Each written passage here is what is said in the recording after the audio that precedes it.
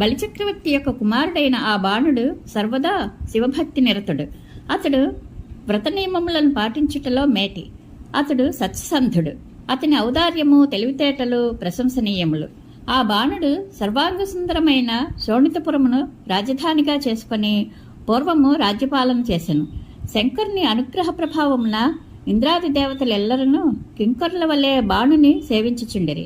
1000 బాహువులు గల ఆ బాణుడు ఒకానొకప్పుడు పరమశివుడు తాండవ నృత్యము చేయుచుండగా తన వాద్య నైపుణ్యముతో ఆ కైలాసపతిని ప్రసన్నునిగా చేసుకొనెను. శంకర భగవానుడు శరణాగత రక్షకుడు, భక్తవత్సలుడు, సమస్త ప్రాణులకును ప్రభువైన ఆ పార్వతీపతి బాణాసురునితో ఒక వరమును కోరుకొనుము అని పలికెను. అప్పుడు బాణుడు, దేవా, నీవు శోణితపురమునందే ఉండి దానిని రక్షించుచుండుము అని ప్రార్థించెను.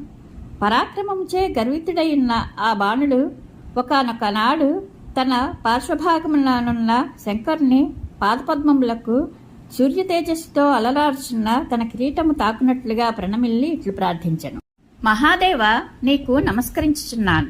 నీవు సకల లోకములకును గురుడవు, ప్రభుడవు. భక్తి నిరతితో నిన్ను సేవించుచుండటి వారి యొక్క మనోరథములను ఈడేర్చుటలో నీవు కల్పవృక్షము వంటి వాడవు.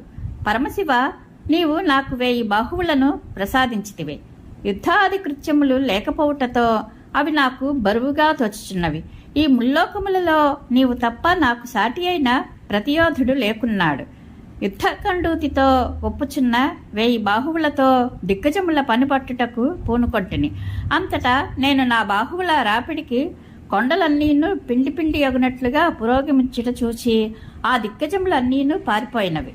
బాణుని మాటలను విన్నంతనే శంకర భగవానుడు క్రుద్ధుడై అతనితో ఇట్లనెను, మూఢా, నీ రథధ్వజము తనకు తానే కూలిపోయినప్పుడు నాతో సమానుడైన ఒక మహాయోధునితో నీకు యుద్ధము జరుగును. నీ బాహుబల దర్పమును అణచువాడతడే. రాజా, బుద్ధి వక్రించిన బాణాసురుడు శంకరుని మాటలకు సంతోషపడి ఇంటికి చేరెను.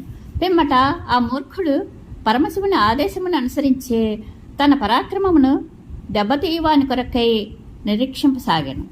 ఆ బాణాసురునకు ఉషా అను ఒక కుమార్తె కలదు. ఆ కన్య ఒకనాడు తాను కని విని ఎరుగని జగదేక సుందరుడగు అనిరుద్ధునితో క్రీడించినట్లు కలగనెను.